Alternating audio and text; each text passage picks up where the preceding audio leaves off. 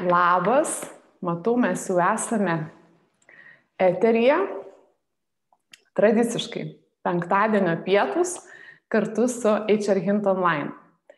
Mano vardas Giedrė ir šiandien turim svečią Darių Lomsargį, su kuriuo kalbėsim, man kaip ir patviravau Dariui, labai įdomi tema ir tema, kurioje šiek tiek jaučiuosi atsilikusi. Tai man bus tikrai labai smagu pasipildyti ir savo žinių arsenalą ir paklausyti, kas vyksta Lietuvoje ir pasaulyje renginių sferoje. Tai Dariau, aš gal iš pradžių paprašysiu prisistatyti, nes mūsų jau pavadinimas organizacijos nelengvas, bet tavo visi prisistatymo ditirambai ir įmonių pavadinimai man irgi liežuvį reikia palaužyti. Tai prašau, Dariau. Sveiki visi. Tai aš save paprastai pristatau labai trumpai. Tiesiog esu komandų treneris ir mokymosi per žaidimą arba sužaidybintų mokymų fasilitatorius. Tai čia trumpuoju būdu. O pastrosius metus esu ir nuotolinių renginių ir mokymų vedėjas, moderatorius. Tai tokios mano pagrindinės pareigos yra ten įmonės ar tie visi brandai. Taip, tai dar atstovaujam tokį didelį tarptautinį tinklą Catalyst Global. Tai yra sužaidybintų mokymų ir komandos ugdymo tinklas, vienas didžiausių pasaulyje, tai mes esame šio tinklo atstovai Lietuvoje. Tai mūsų pagrindinis turbūt yra tas turinys, kurį mes turim, tai yra mūsų partnerių ir kartu su kolegom sukurtas turinys. Tai labai išties įdomu, nes galvoju, kad geresnio žmogaus gal ir nebūtumėm atradę šitai temai, šitai situacijai, kai ne tik darbai, bet ir renginiai kėlėsi į online. Ir kas vyksta dabar? Aš kaip prisimenu save, kai dirbau dar personalo vadove, tai šitas metų laikas jau būdavo tas, kai aš rimtai galvodavau, tai kas bus per tą vasaros renginį, kur mes jį darysim, kokie jo yra tikslai, kokias užduotis savo keliame kaip organizacija ir ką norėsim ištransliuoti darbuotojams. Na, jų tikrai ir galvoje, ir kasdienybėje buvo susiję klausimai su renginio organizavimu. O kokia yra situacija šiuo metu organizacijose? Kalbant apie vasaros renginius ir apskritai apie renginius mes pašnekėsim. Taip. Akivaizdu, kad tos tradicijos, kurios vyravo anksčiau dar iki pandemijos, kad tradiciškai vasara, žiema, tai būdavo tokie du periodai, metų laikai, kai įmonės dažniausiai darydavo renginius. Tai dabar toks yra jausmas, kad šiek tiek viskas pasikeitė. Nesakau, kad išsibalansavo, bet tiesiog pasikeitė. Ir aišku, natūralu, kad apribojimas, negalėjimas susitikti gyvai pakeitė ir tų renginių visą formatą. Tai ne veltui sakiau, kad aš pastarosius metus praktiškai didžiąją laiko dalį sėdėjau eteryje, taip kaip dabar kartu su tavim ir su auditorija tiesiog ir dirbdavom su renginiais tokiu būdu. Tai tradiciškai tie vasaros renginiai tai būdavo kažkur susitinkam, didelė grupė žmonių, visa įmonė, dažniausiai visas kolektyvas, kažkokių daug veiklų, pramogos ir panašiai. Tai tarkim, kas vyko dabar pastarosius pusę metų, tai viskas labai susmulkėjo, persikėlė online, viskas susmulkėjo iki komandos arba atskiro departamento padalinio lygio. Ir tų renginių buvo pakankamai daug, dėl to, kad tiesiog įmonės nebedarydavo didelių masinių renginių, tiesiog darydavo tokius mažesnius, daugiau skirdavo dėmesio atskirom komandom. Ir kas dabar vyksta iš esmės, tai dabar toks, sakyčiau, yra pereinus laikotarpis. Tai baigėsi tas nuotolinių renginių šiek tiek maratonas, taip, daug kas pabandė, kai kas gal nepabandė, tiesiog galbūt nemato tame vertės, viskas yra dėl to tvarkoj. Dabar toks yra lyg ir laukimo momentas, tai ateis vasara ir kas toliau.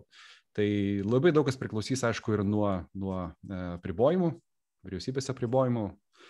Ir dabar kol dar tie apribojimai egzistuoja, tai faktas, kad įmonės tiesiog laukia, o kas toliau. Tai turim tų paklausimų, bet visi tokie yra pakankamai atsargus su mintim, kad jeigu galėsim, darysim. Jeigu ne, tada turim planą B. Tai jau yra suplanuotų renginių vasarą online, netgi taip iš karto įmonės, kai kurios sako, kad mes tikrai negrįšim į gyvus renginius, gyvą kontaktą mažiausiai iki šių metų pabaigos. Tai faktas, kad norint išlaikyti tą komandiškumą, išlaikyti tą puoselėtą įmonės kultūrą, vis tiek reikia vienaip ar kitaip susitikti. Tai online'as, mano galva, vis dar bus aktualus ir šią vasarą. O tos įmonės, kurios jau niekaip jau negali gyvai, be gyvo kontakto, faktas, kad matyt, kai tik atsilaisvins galimybės, tai planuos. Čia aš galvoju, čia yra pavyzdžių gerų, nes, pavyzdžiui, tose šalyse, mūsų partneriai kitose šalyse, kur jau ta pandemija yra suvaldyta labiau, pavyzdžiui, Izraelis, mūsų kolegos jau prieš kokius gerus 1,5 mėnesio, sakė, pajuto didžiulį bumą užklausų iš įmonių būtent gyviems renginiams. Tai tas, matyt, labai panašiai gali atsitikti ir čia Lietuvoje.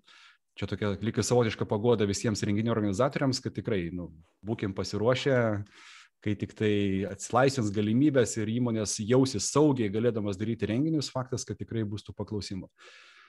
Bet tikėtina, kad tie renginiai vis tiek, matyt, pradžioje bus mažesni, jie nebus masiniai, nebus visam kolektyvui. Vėlgi, manau, kad išliks ta tokia tendencija daryti atskiriems mažiems padaliniams, daugiau savarankiškumo bus.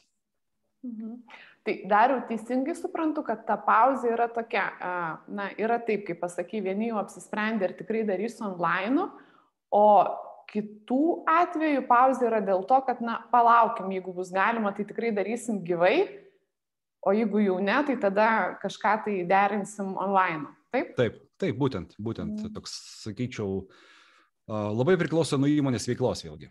Aišku, yra organizacijų, kurios ir pastaruoju metu ir dalis darbuotojų dirbdavo ofisuose gyvai, ir tą mes matom per tos onlininius renginius, kad dalis žmonių jungiasi iš savo namų ar kitų vietų, o dalis jungiasi iš biurų. Tai tiesiog kai kuriuose organizacijose tiesiog neišvengiamai reikia būti biure. Ir faktas, kad matyt, tai jau lemia ir tą galimybę daryti renginius kartu. Yra panašumų su praeitą vasarą, pernai irgi buvo labai panašiai, tas pavasaris irgi balandis gegužė, kai atrodo jau lyg ir pandemija lyg tai slopsta, ir tada įmonės pradėjo planuoti vasaros renginius, jų nebuvo tikrai masiškai daug, faktas, kad lyginant su kas buvo prieš keletą metų anksčiau, bet tos įmonės, kurios užtikrino saugumą, savo darbuotojų saugumą, tikrai planavo renginius, tai darėm ir praeitą vasarą, ir biurose darėm, išlaikydami socialinius atstumus ir panašiai. Tai vėlgi čia matyti jau atsiras tam tikri niuansai, reikalavimai renginio kokybei, renginio struktūrai, saugumui darbuotojų, labai daug dėmesio bus skiriama tam, tai jeigu pavyks užtikrinti saugumo reikalavimus, tai mano galva tų renginių tikrai turėtų būti. Dariau, aš prisipažinsiu, kad aš jaučiuosi šitoj srity atsilikusi šiek tiek, nedalyvavau tokiam rimtam per šitą laiką jokiam online renginį, mūsų klientam irgi kažkaip nebuvo poreikio, tai visiškai šitoj srity, kaip sakau, atsilikus, kaip palikau ten prieš kelis metus tuos tradicinius renginius ir vakarėlius, taip vat ir esu šitoj dabar situacijai. Kuo skiriasi online renginiai nuo gyvų? Jau aš išgirdau, kad vienas skirtumas yra, kad tai nebebūna tie masiniai. Jeigu organizacijų keli šimtai darbuotojų, tai keli šimtai darbuotojų nebūtinai susijungia į, tarkim, kad ir tradicinį kalėdinį vakarėlį, kuris buvo. Tai kuo dar skiriasi? Kaip atrodo tie online renginiai, papasakok, Andrai. Jo, tai mūsų, ko gero, pagrindinis fokusas buvo į komandiškumą ir įtraukimą žmonių per kažkokias veiklas. Tai ką mes darėm iki pandemijos gyvai, tai ir būdavo įvairius komandiniai žaidimai, įvairiausios verslo simulacijos ir tokie įtraukiantis interaktyvūs formatai. Tai iš esmės labai panašiai vyko tik tai tiek, kad persikėlė į nuotolinę erdvę. Tai kaip mes susitikdavom gyvai grupelėse prie stalų, ar ten, nežinau, kažkoks interaktyvus veiksmas, kažką statant, konstruojant ir panašiai, tai dabar buvo panašiai, sėdint prie ekrano, tik tai duodi kažkokią veiklą, kažkokį žaidimą, kažkokią įtraukiantį užsiėmimą. Tai mūsų, kadangi pagrindinis fokusas yra į komandiškumą ir į tokį sužaidybintą įtraukimą, tai iš esmės sukūrėm, bijau sumeluoti dabar apie 20 kelis gal skirtingus formatus, skirtingus žaidimus, kurie leidžia žmonėms tiesiog įtraukti juos į tam tikrą veiklą. Tai patys renginiai šiek tiek sutrumpėjo, taip dabar 2–2,5 valandos yra maksimumas, kiek žmonės gali išlaikyti tą dėmesį, kad būtų įdomu įtraukiančiai ir žmonės dar turėtų jėgų ir energijos kažką veikti. O renginio metu tiesiog tai vyksta taip, kad mes įtraukiam žmonės į kažkokį žaidimą, kažkokią veiklą, suskirstom, aišku, į mažesnės komandėlės ir duodam tam tikras užduotis, tam tikrą veiklą. Žaidimą reikia, pavyzdžiui, išlaisvinti jaunuolį iš virtualaus pasaulio, reikia atrakinti ant kambarių, ar ištrūkti iš kažkokio tai namo, ar ar sukurti kokį nors video filmą čia ir dabar online, ar tiesiog keliauti aplink pasaulį virtualiai. Tai yra įvairių formatų, įvairių tų metodų žaidimų. Tai turbūt skirtumas tik tame, kad pasikeitė santykis žmogaus su žmogum ir mes bendravom per nuotolį. Bet pati veikla, įtraukimas, aišku, tada jau technologijos lemia, tai turi turėti kompiuterį, būtinai neblogą pakankamą interneto ryšį, arba reikia išmanaus telefono, kur aplikacijai veikia žaidimas, tokie reikia atsirado techniniai reikalavimai, kuriuo anksčiau nereikėjo. Tai turbūt tai. Kalbant apskritai apie tos renginius, ar ne tokius, jeigu kalbant apie ne tik žaidybinius ir komandinius, bet tuos, vadinkim, konferencinio tipo ar kažkokius labiau pramoginius renginius, tai mano galvo, tie renginiai patapo labiau tokiais televizijos šou. Faktas, kad dabar reikia interakcijos, daugiau interaktyvumo, daugiau atraktyvumo, kad žmonės tiesiog norėtų būti prie ekrano įmonės renginyje. Faktas, kad tada viską lemia tai, ką tu matai per ekraną. Ir tada jau daug lemia techniniai dalykai, vizualizacijos daug ką lemia, kas vyksta, kas kalba, ar kažkokia šou programa vyksta ir panašiai. Tai sakau, mūsų atveju tai, kadangi žaidimas savaime yra jau veikla, kuri įtraukia žmonės ir nori, nenori, tu turi joje dalyvauti, tai tas labai pasiteisina. Žaidimas, mano galva, vis tiek yra ta forma, kuri leidžia labiausiai įtraukti žmonės. Ir apjungti. Nes iš tiesų aš galvoju, kad tuose renginiuose visos oficialios kalbos, vadovų žodžiai ir ten kažkokie pasveikinimai, nominacijos, jau šiaip dažnai būdavo, stengiamės trumpintis, kad nereikėtų labai jau ten daug klausytis. Tai dabar, jeigu tiesiog tą patį formatą perkeltum į online formatą, tai matyt, tiesiog žmonės pradėtų ten kažką scrollint, kažką daryti, jie visiškai neklausytų tokio, copy-paste principų renginys būtų žlugęs greičiausiai. Tikrai taip. Tai turėjom pavyzdžių irgi, kur buvo renginiai tokie kombinuoti, tarkim, vyksta kažkokia oficialioji dalis, vadovų pasisakymai, kažkoks gal pranešimas, konferencinio tipo kažkokia dalis ir aišku, kažkoks žaidimas. Tai vienareikšmiškai, kad žaidimas veikla, kur žmonės įsitraukia, kurie neturi galimybės, kaip sakai, scrollinti ar net multitaskinti. Faktas, kad tai yra visai kitas santykis ir žmonės tada tiesiog panyra tą veiklą, jie yra tame žaidime, toje veikloje ir tame žaidime jie turi vis tiek komunikuoti, bendrauti, jie turi dalintis kažkokiam atsakomybėm, jie turi pasitikėti vieni kitais. Daug dalykų vyksta tam, vadinkim, kitam lygmenį, ne žaidimo, bet žaidime, ar kad žmogus arba komanda sėkmingai judėtų į priekį. Tai taip, įsitraukimas, mano galva, vis tiek ir ateityje, jeigu liks tas online'as vienokia kitokia forma, tai įsitraukimas, dalyvių įtraukimas, jisai bus numeris 1, ko reikia labiausiai.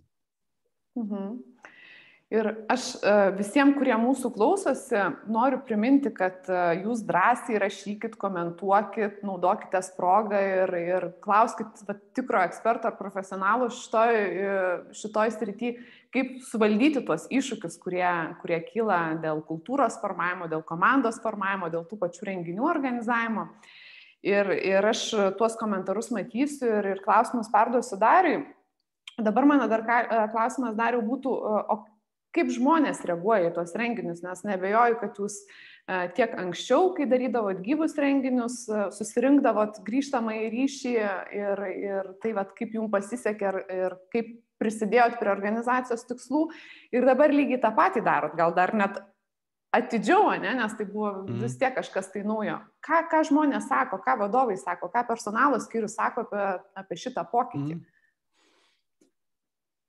Be abejo, kad ta transformacija turėjo įvykti, tas vadinkim tai pasitikėjimas tokiu formatu, kad tai veiks. Nes prieš metus, kai mes pradėjom, kai natūraliai visiems reikėjo persiorientuoti prie online, tai buvo tikrai nemažai skeptikų, kurie sakė, ne, tai neveiks. Taip, įpratę, atrodo, bendrauti, veikti, renginiuose būti vienokia forma, dabar staiga viskas, bumt online'as. Turbūt didžiausias proveržis įvyko praeitą rudenį, apie spalio mėnesį, kai atsirado nauji apribojimai ir tiesiog fiziškai nebebuvo galima nieko daryti. nebuvo kitos išeities. Tai labai, sakykime taip, toks, nebuvo kitų galimybių, kaip tik tai nuotoliniu būdu kažką daryti. Ir tos organizacijos įmonės, kurios žiūrėjo tai skeptiškai, tiesiog, sako, okei, pabandom, padarom, pažiūrėsim, kas gausis. Vieni atsargiau, kiti drąsiau, bet tiesiog atsirado toks, kaip čia, noras patestuoti, pabandyti, o gal tai visgi veikia.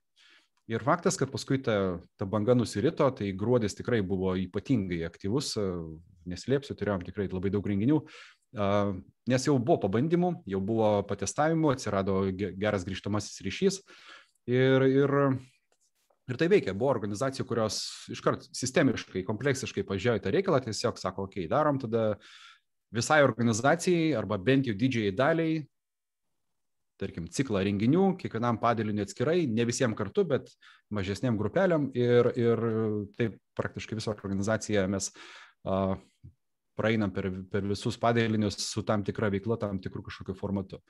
Tai atsiliepimai tikrai mes visą laiką klausdavom ir matuodavomės, ir siūsdavom anketas, ir žodiškai pasikalbėdavom tiek su vadovais, tiek su personalistais. Tai atmetus tuos tikrai skeptikus, tikrai faktas, kad yra tokių, kur nesąmonė, nepatiko, neveikia ir panašiai, bet tokių yra tai keli procentai, va tas labai džiugu. Tai didžioji dalis, apie 90% sakydavo, kad taip, pasirodo, tai visgi veikia, tai visgi duoda rezultatą. Tai čia turbūt geriausias atsakymas, kad jo, pabandai, pasitestuoji savo organizacijoje ir viskas. Aišku, yra tam tikrų dalykų, kaip pavyzdys, kažkokie techninės žinios. Ne? Tai aišku, likti žaidimas jisai nereikalauja kažkokių ypatingai papildomų techninių žinių. Naudoji tą patį kompiuterį arba tą patį išmanųjį telefoną. Bet vis tiek yra niuansų, kurios kai kuriems žmonėms reikia išmokti iš naujo. Mes irgi tą patį Zoom arba Microsoft Teamsus irgi tikrai organizacijos turėjo irgi labai daug įdėti pastangų, kad žmonės pradėtų naudotos įrankius ir išmoktų jais naudotis. Čia lygiai tas pats. Tam tikra veikla, tam tikras žaidimas, jisai yra nauja kažkokia patirtis. Reikia šiek tiek to išmokimo faktoriaus. Tai taip kartais pajuokaujam, kad šiek tiek prisidėjom ir prie tokio techninio raštingumo, nes kai kuriems tikrai žmonėms teko žmonėms, kai kuriems tikrai daugiau padėti, kad jie galėtų būti komandos dalimi ir dalyvautame renginėtoje veikloje. Dariau, o jeigu reikėtų pasakyti kažkokį tai pavyzdį, kuris buvo tau pačiam kaip šitos srities ekspertui, kur sakai, net, nežinau, didžiuojasi ir džiaugiesi, kad tokį renginį padarėt. Koks tai, koks buvo formatas, ką darėt, kas pačiam įstrigo? Kalbam apie online. Jo, apie online. Nuotolinį, taip. Taip. Taip, tai buvo vienos įmonės didelis renginys, didelis tai turiu minėti apie 300 žmonių ir buvo dirbama jau su profesionalia video studija, buvo daroma ir live dalis transliacija iš studijos, kur vyko ir debatai tam tikris tarp vadovų ir moderatorių, vyko tam tikra šou dalis ir mes atėjom dar su savo žaidimu, su savo tokia veikla, kuri įtraukė visus 300 žmonių į žaidimą.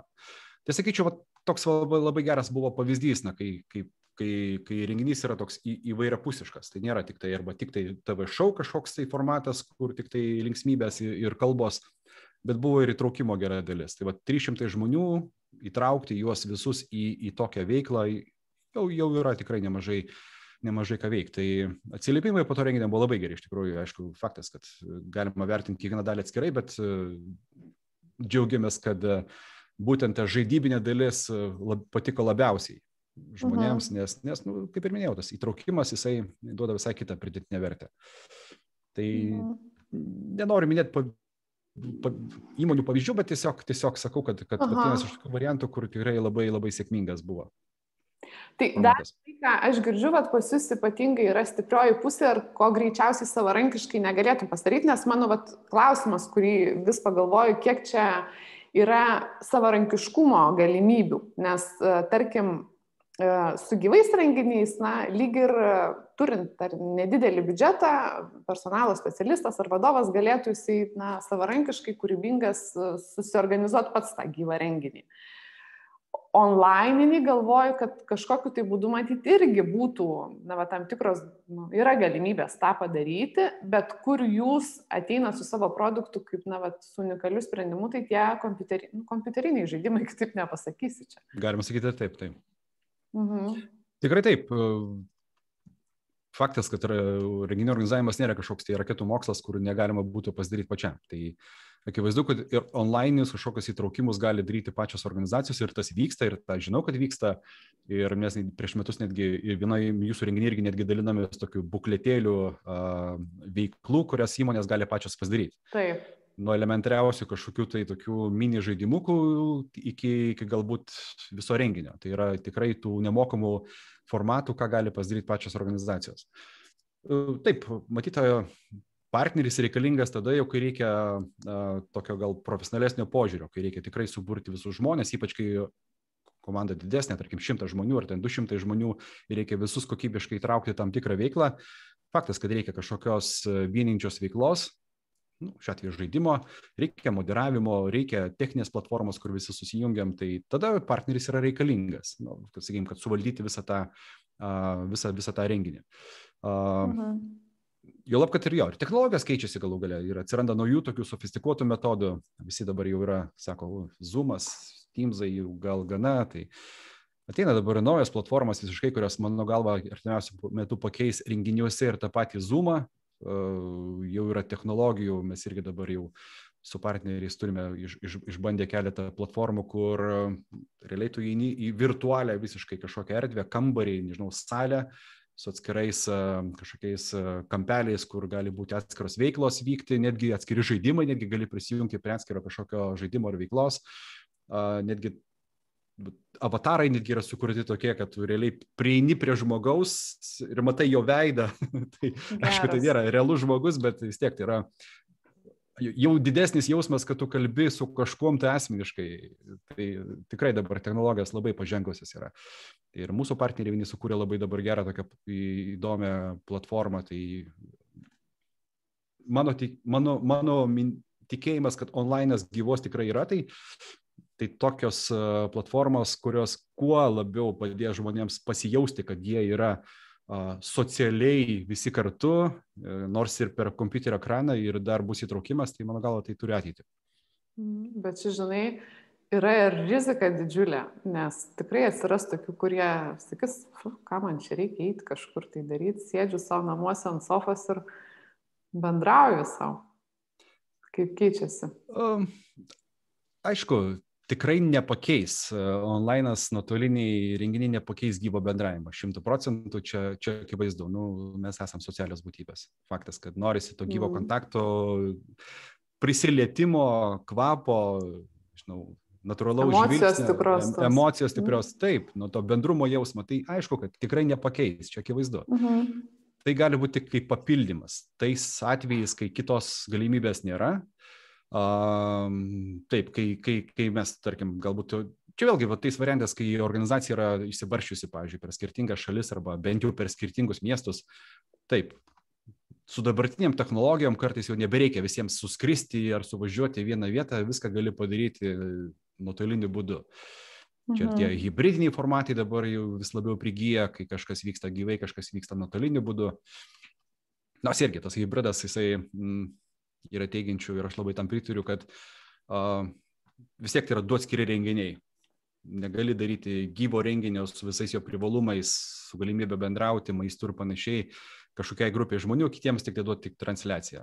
Taip, gal tada kaina skiriasi, gal ten prieimo kaštai skiriasi, bet jeigu nori užtikrinti ir tai nuotoliniai auditorijai kokybišką traukimą, turi būti visiškai kiti formatai, tai praktiškai kaip atskiras renginys. Nes patirtis bus labai skirtingos ir tai nėra matyti gerai. Tikrai taip. Ir dar mes jau prieš tai pasikalbėjom, kad padarysim apklausą ir labai yra geras klausimas Martos. Tai bus proga mums paklausti ir kitų dalyvių. Marta klausia, ar su tomis įmonėmis, su kuriomis išbandėte online formatą, buvo pasisakymų, kad pereis tik prie online formato, argi vis jie sakė, kad kai tik bus galimybės grįšim prie gyvo susitikimo. Tai klausimas tau ir paskui klausimas auditorijai bus irgi atskirai dar. tokių radikalių pasakymų, kad eisim tik tai prie online, tai tokių negirdėjau. Tai matytas ir tik tai laikinas gali būti momentas, laikinas etapas, tarkim šių metų pabaiga arba galbūt kitų metų pradžia. Labai priklausys vėlgi nuo pandeminės situacijos ir yra įmonių, kaip sakiau, kurios jau nusprendė, kad visus šitos metus, nepaisant, ar ten bus galimybė gyvai kažką daryti ar ne, jau nusprendė dirbti nuotoliniu būdu ir matyt darys kažką ir nuotoliniu būdu ir rudenį, ir galbūt kitų metų ar tai ateinantį žiemą. Tai, bet tokių, kad visiškai prie online negirdėjau. Taip, yra pamastymų iš tų organizacijų, kurios anksčiau darydavo tokius, vadinkim, baltijinio lygio renginius arba europinio ar pasaulinio lygio renginius, kur, tarkim, visi susirenka vienoje vietoje. Tai vėlgi, kaštų prasme, tai daug paprasčiau dabar yra visiems susijungti per nuotolį. Tai turėjom ne vieną tokį renginį, kur renginys iš vis neaišku formaliai, kur jisai vyksta. Visi susijungia, lyg tai lietuviai organizuoja, bet iš esmės susijungia auditorija iš visos Europos ar netgi viso pasaulio. Turėjom nemažai tokių tarptautinių renginių, kurie praktiškai patapo į dabar visi kaip home, namų renginiais. Taip. Na ir galvoju, kad auditorijos būtų įdomu paklausti. Dariau, tu suformuosi klausimą, ar turėjai kažkokį? Jos, smalsu iš tikrųjų, kaip jūs matot, kaip jūsų organizacijos yra, tai čia toks neformalus gali būti mini tyrimukas, ne? Jeigu jūs atstovaujat kažkokią organizaciją, kaip pas jūs dabar yra, kokios tendencijos. Labai smalsu iš tikrųjų išgirsti gyvus pavyzdžius, nesvarbu, ar online darėt ar nedarėt, kaip planuojate artimiausią pusmetį, tarkim, vasarą, ruduo. Tai būtų smalsu išgirsti dalyvių auditorijos nuomonę. Jo, tai aš matau, kad mūsų klausosi virš 30 žmonių, tai tikrai, kol mes kalbam su Darium, pasidalinkit, bus naudinga ne tik mum sužinota, ne, bet ir vieni kitiem pasidalinsim ir tokį, kaip sakai, mini tyrimą padarysim. Gerai, ir aš dabar matau dar vieną klausimą, Martos, tai paskaitysiu. Ar kuriate individualizuotas programas įmonėms, nes minėjote, kad turite apie 20 scenarių? Ar organizuojate iššūkius keliančius ekstremalius komandos formavimo renginius? Čia jau kalbant gyvai, mažom grupelėm iki 25 žmonių. Tai ką turit, koks meniu, kitaip tariant? Taip, tai be 20 su viršum online renginių turime apie 150 gyvų renginių formatų. Tai nuo tokių verslo simuliacinių žaidimų iki, kaip Marta sako, ekstremalius iššūkius keliančių formatų. Taip, yra pas mus tokių nemažai.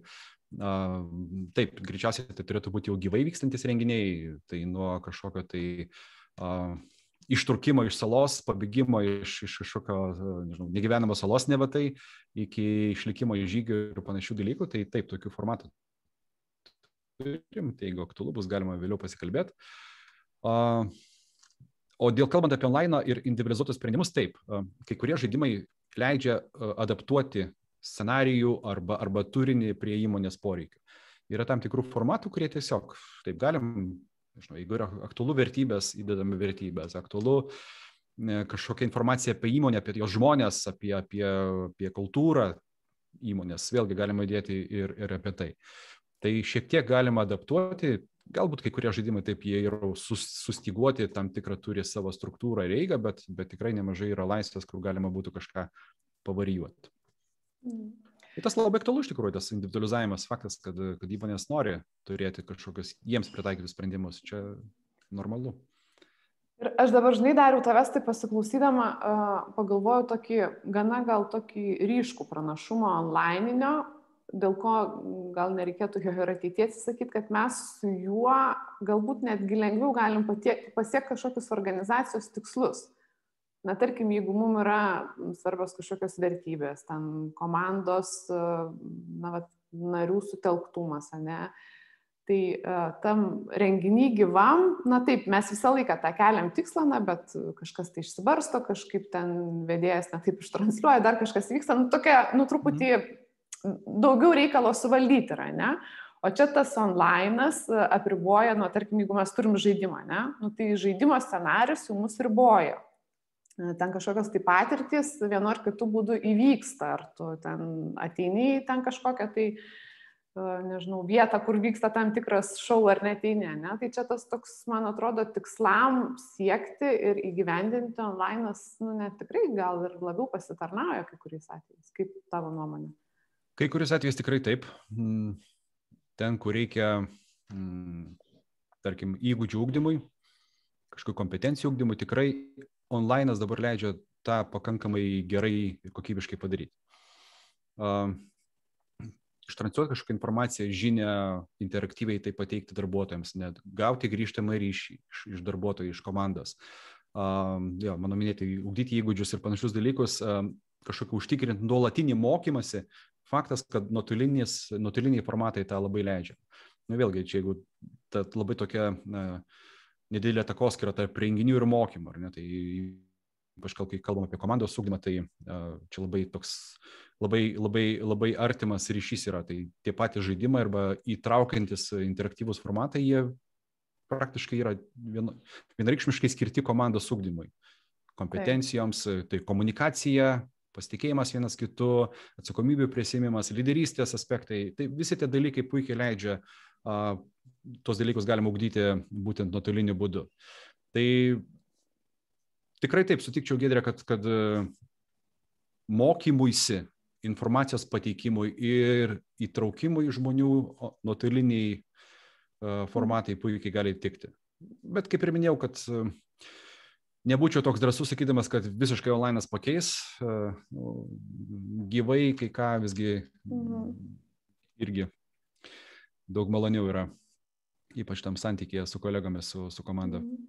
Bet papildyti ir sudėlioti kažkokius akcentus, tai tikrai puikiai priemonė. Tikrai taip. Nu gerai, paskaitau, ką šneka mūsų klausytojai, kad, dėja, atšaukti visi renginiai. Vyko nuotolinis, buvo smagu, Ingrida dalinasi. Simona dalinasi, kad laukiam geresnių laikų, kai nebebus jokių ribojimų, o šventės arba kažkokio susibūrimo visi labai nori. Bet Angelina, per visą pandemijos laikotarpį nebuvo suorganizuotas ne vienas renginys, kas labai liūdina, nes tikrai būtų labai smagu ir įdomu sudalyvauti ir virtualiam renginį. Marta, darėm tik mini iki valandos trukmės vidinius renginukus asmeniniams progoms paminėti. Kolegų gimtadienį, pavyzdžiui, labai minimaliai susibėgti, palaikyti pulsą online. Tuo tarpu vasarą tik spėjom iššokti su vasaros renginiu, tačiau jis buvo be nakvynių, miške ir gerokai trumpesnės trukmės. Tai kol kas tokios tendencijos. Kaip tau čia skamba viskas? Viskas labai, labai dėsninga, iš tikrųjų. Jeigu kalbant apie, kaip ir pradžioje kalbėjom, kad apie tos būsimus gyvus renginius, faktas, kad įmonės lauks, kol tai galės daryti saugiai. Labai, įsitikinęs esu, kad tikrai renginiai bus trumpesni ir mažesni, mažesniam komandom ir apsiribos greičiausiai kelių valandų ar gero pusdienio trukme. Renginiuose tikrai gyvuose reikės stengtis išlaikyti socialinę distanciją ir saugumą, faktas. Tai džiaugiuosi, kad yra irgi formatų, kurie leidžia tą padaryti saugiai. Nebūtina visiems būti krūvoje apsikabinus, bet galima turėti puikią veiklą ir išlaikant saugius atstumus. Tai tam irgi yra tam tikrų formatų, kurie puikiai leidžia tą padaryti. Dėl online taip, kaip ir minėjau, irgi tikrai nemažai kas išbandė, bet net nebijoju, kad dar bus įmonių, kurios norės ir dabar pabandyti tos online'inius renginius, nepaisant to, kad jau yra toksai, vėl tas online'as, jau mes taip tiek laiko praleidom prie ekranų, gal jau gana, ne? Tai pasikartosiu tiesiog, kad jeigu norisi užtikrinti tą komandiškumą, ryšį tarpusavio, ugdyti kompetencijas ir stiprinti įmonės identitetą ir kultūrą, tai vienareikšmiškai bet koks renginys, bet koks, kad ir online, jisai tam labai labai gerai pasitarnaus. Ir dar vienas toks labai įdomus klausimas, irgi namų darbai, ne? Aš atsimenu ir žinau, kad ir gyvuose renginiuose, kai būdavo tam tikros tradicijos, kai kurios organizacijose paruošti kažkokią programą darbuotojams, padaryti namų darbus, bus filmuojamas filmas arba dar kažkas, tai kaip dabar su tais namų darbais, ar jie išliko ar neišliko, kad Liudas kaip tik klausia, ar nebūtų labai akiplėšiškas veiksmas apkrauti darbuotojus namų darbais ruošiantis online renginiu? Ne visais atvejais to reikia. Faktas, kad yra kai kurie tiesiog formatai žaidimai to nereikalauja, neprašo. Mažiausia, ką reikia padaryti, gal nebent kažkaip tai specialiai atsineš kažkokią atributą, daiktą ar kažką nusidėti. Tai nebent to reikia, bet tikrai tas nėra būtina. Turėjom keletą renginių, kur tokie vyko savotiški namų darbai, ten labiau buvo tokie kūrybiniai prisistatymai, bet tikrai tai nebuvo labai daug tokių renginių. Ir sutinku su mintim, kad apkrauti žmonės šiais laikais iš tikrųjų didelė prabanga yra. Papildomai dar kažką. Tai kartais būna netgi, kai žaidimui grinai pačiam kažkokiam tam, tarkim, verslo simulacijai reikia kažką pasiruošti iš anksto ir tai yra būtina tam, kad sudalyvautum žaidime, tai nėra tik tai noriu, kad smagu, bet tai būtina tiesiog irgi ne visą laiką tam skiriama dėmesio ir faktas, kad geriau turbūt įsiversti be šito. Nebent yra tai irgi prisideda prie įmonės kultūros, prie bendradarbiavimo stiprinimo ir panašiai. Tasme, kad žmonės į renginį ateina turėdami tam tikrą kažkokią jau padarę dalyką, darbą, kažką pasiruošę ir tai yra neatsiejama dalis. Tai turbūt toks atsakymas. Gerai, Dariau, aš galvoju, kad pabaigai tavęs noriu paklausti dar tavo patarimo galbūt kaip eksperto šitoje srityje. Na, jeigu, tarkim, atsitiks taip, kad vasarą dar liekam online. Kokios tavo rekomendacijos būtų personalo specialistam, kur yra mūsų pagrindinė auditorija ir bendruomenė, kaip palaikyti darbuotojų dvasią, kaip vystyti kultūrą ir kaip padaryti tą kažkokį renginį, tarkim, jeigu organizacija neturi biudžeto ir reikės tai daryti jam savarankiškai pačių rankomis. Na, tokių idėjų, kurios žinai, kad pasiteisino ar kurios galėtų būti naudingos mūsų bendruomeniai. Šiaip rekomendacija, ko gero, apskritai susitikti, nes tikrai nustebina kartais, kad netgi dar šiais laikais, tai atrodo metai laiko prabėgo, bet tikrai nemažai organizacijų sako, kad mes nesusitikinėjom kartu, kaip komanda, kaip visa įmonė, organizacija, tiesiog nesusitinkam. Geriausia atveju tenai kažkokie atskiri žmonės dėl kažkokių darbų ir projektų. Tai turbūt čia ne tiek personalistams, kiek apskritai vadovams ir padalinių vadovams ir organizacijų vadovams tiesiog pagalvoti apie tai, kad verta visgi susiburti žmonėms ir pabūti neformaliai pabendrauti. Taip, yra organizacijų, kurios tai daro ir turi tos neformalius kažkokius ir kavų pagirimus online ir neformalės kažkokias tai sesijas, bet tikrai nemažai tokių yra, kurie to nedaro. Tai rekomendacija tiesiog yra susiburti žmonėms šiaip tiesiog nuoširdžiai paprastai pasikalbėti, kaip mes sekam, kaip mums sekasi, kaip mes gyvenam, asmeniškai kažkaip paklausti visų žmonių. Tai jau tai bus geras dalykas. O tiem, kas tai daro jau, ar ne, tiesiog matyti jau reiktų tada galvoti apie, labai priklauso nuo įmonės organizacijos tikslų, ne, ko norisi, ne, ar norisi palaikyti dvasią, puoselėti kultūrą, ar norisi stiprinti komandinius ryšius, tada atsižvelgiate tai jau daryti kažkokias atitinkamas veiklas ir duoti žmonėms tam tikrą kažkokią tai užduotį, ar temą, ar turinį. Vėlgi dabar technologijos labai leidžia labai paprastai suburti žmonės į atskiras komandas, sumėtyti į atskirus kambarius, kažką duoti kokią užduotėlę, kažką nuveikti, visiems kartu grįžti, pristatyti, tai daug yra formatų, tam tikrai nereikia kažkokio moderatoriaus ar fasilitatoriaus. Tai čia tokia, žinai, rekomendacija gal labai tokia plati ir nekonkreti, bet labai priklausytų nuo to visgi, kokia dabar yra situacija įmonėje, kiek yra padaryta iki šiol, galų galia pažiūrėti, koks tas pasitikėjimo lygis komandoje, kokia atmosfera egzistuoja, tada nuo to galima atsispirti. O paskui ten tie online, žinot, gali būti taip, nebūtinai tikrai samdyti kažkokius ekspertus, kad jie kažką duotų labai sofistikuoto, bet pabandyti patiems. Taip ir kitaip prakalbinti ir įtraukti žmonės. Bet faktas, kad jeigu kitos galimybės nėra, tai sakyčiau, kad geriau jau toksai formatas, negu kad visai jokio, nes kaip kažkuris vienas komentaras buvo, kad dėja neturėjom nei vieno renginio per tą laiką. Taip yra. Man labai patiko tavo palinkėjimas ir toks patarimas, kad tiesiog susitikti, nes iš tikrųjų tas atstumas didėja, kai mes dirbam atskirai ir visiškai jokio bendravimo, ne apie darbą, tiesiog apie žmogiškumą ir apie tai, kuo mes gyvenam, matyt, pačiai organizacijai nėra gerai. Ir galiausiai, net jeigu neturim idėjų, aš kaip visada sakau, galim jų paklausti, ir darbuotojų galima paklausti, ir diskusiją kažkokią, ir apklausą užkurti, tuo tikslu, kad yra mintis pasidaryti kažką ir ką mes galėtumėm pasidaryti dėl to. Taip. Tai dėkui labai tau, Dariau, už laiką Ačiū. skirtą, už pasidalinimą. Man iš tiesų buvo be galo įdomu ir išgirsti, kas dabar vyksta ir kokios tendencijos. Ir išvadą savo, kokią pasidariau, kad bendravimas vis tiek yra labai labai svarbus ir jisai, tą poreikį turėsim tenkinti ar gyvai, ar negyvai. O kitas dalykas, kad labai labai gali būti, kad tas kalbančios galvos tikro apsikabinimo dar greitai nepakeis. Tikiuosi, kad ne.